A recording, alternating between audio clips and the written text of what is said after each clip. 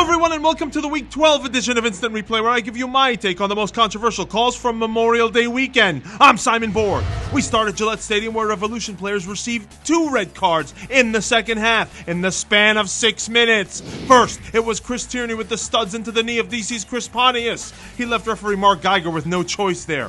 And then Geiger had to pull out the red again for Lee Win. This one was for a second yellow, but I think Win's elbow into Davy Arnaud's head would have deserved a red card in its own right.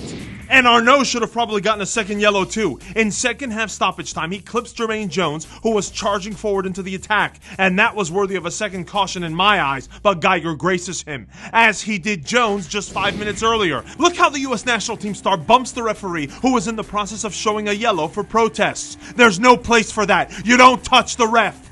He risked a quick second yellow in that spot. That's what you gotta believe Arnaud is telling Geiger.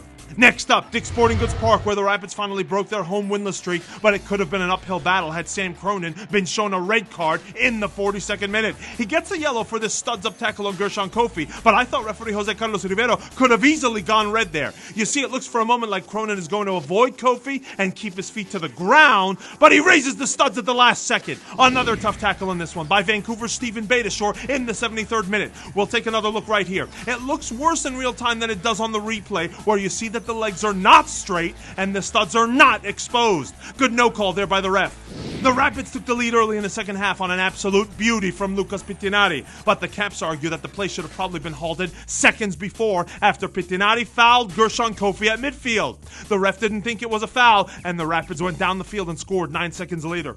Now, the Whitecaps thought they had tied the match in the 82nd minute when Pedro Morales curls in this majestic free kick goal, but it's called back, and the Whitecaps can't believe it. First, let's listen to hear when exactly the whistle comes from referee Jose Carlos Rivero.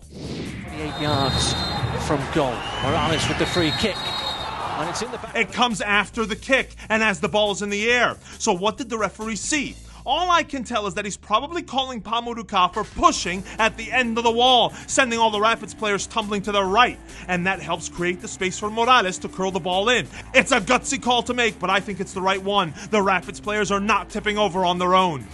Plenty to process at Stade Saputo in Montreal. Referee Chris Penso was spot on with the penalty kick for the Impact in the 24th minute. Andres Romero is definitely bundled over by Moises Hernandez from behind. The Dallas left back just comes in way too strong into the player's back.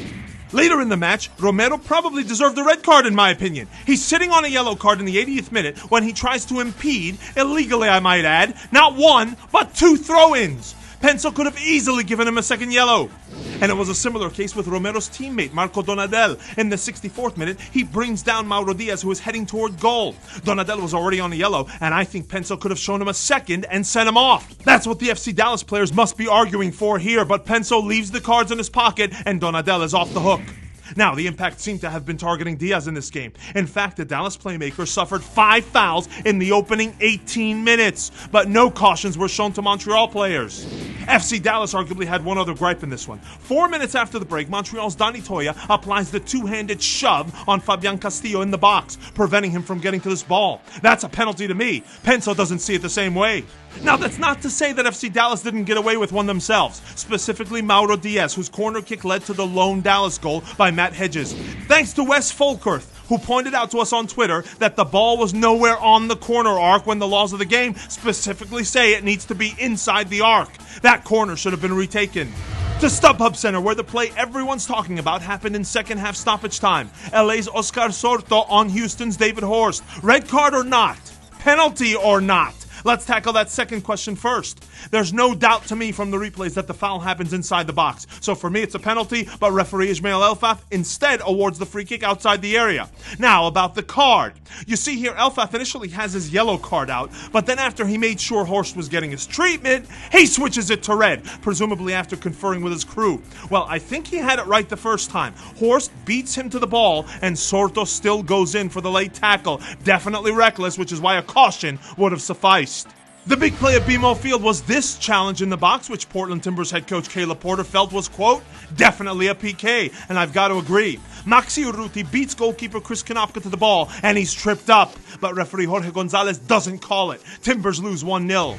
A great no-call came from referee Jair Marufo in Seattle. It's the 66th minute, and Andy Rose goes down in the box on a challenge from Sporting KC's Sonny Mustavar. Not only a fair challenge, but Mustavar beats him to the ball. That match finished 0-0. It was also a pretty tame affair at an emotional Rio Tinto Stadium where Jason Christ made his first visit as the enemy with New York City FC. Only two plays to look at here. First, this wild tackle by RSL's Damar Phillips, which is late and reckless and definitely warranted the yellow from referee Juan Guzman, but nothing more. That was the only yellow of the game, but you know who else probably deserved a caution? His teammate, Luke Mulholland, who takes a dive in the box despite the fact that Jeb Brofsky doesn't touch him. And we end with Sunday's matches starting at Red Bull Arena. And was Vincent Nogueira offside on the Philadelphia Union's opening goal? I think assistant Gianni Facchini got it right. If you take into account the angle we have, I think he's in line with New York defender Carl Ouimet. But that was not the only issue with this goal. Nogueira looks to commit what I think is a handball to win possession from Dax McCarty at midfield just seconds before the goal. Referee Baldomero Toledo says play on. The Red Bulls just couldn't find a way to get the ball into the back of the net, and the local fans were clamoring for a penalty kick in the 73rd minute, but no way this is a foul on Mike Grell on the box. In fact, I wouldn't even have called a foul, but Toledo gives the free kick to the Union. Wrapping up at Levi Stadium, where Orlando City's Breck Shea got a red card with 40 minutes left in the game for this foul on Sana Nyasi. I'm with referee Alan Chapman on this one. Shea goes studs up, over the ball, and into Nyasi when the ball was going the other way. No question that endangered the safety. Sorry, Michael Eagle.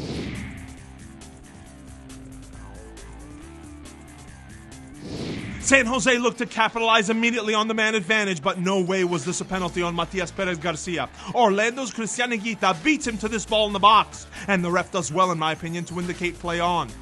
But Chapman did call two penalties in this match, one for each side. The first one came for Orlando in the 63rd minute. Kyle Larin beats goalkeeper David Bingham to this 50-50 ball, and that's a penalty, folks. Kaká steps up to convert. But the Orlando lead was short-lived because only a couple minutes later, Darwin Seren bungles over Jordan Stewart in the box. That's just plain clumsy, and it's also a PK, which Chris Wondolowski scores for goal number 100 of his MLS career. Tip of the cap to Wando and to you too for all the tips you send our way via Twitter using the hashtag #InstantReplay. That's all for us now. For our editor, Abner Seves, I'm Simon Borg. See you next time!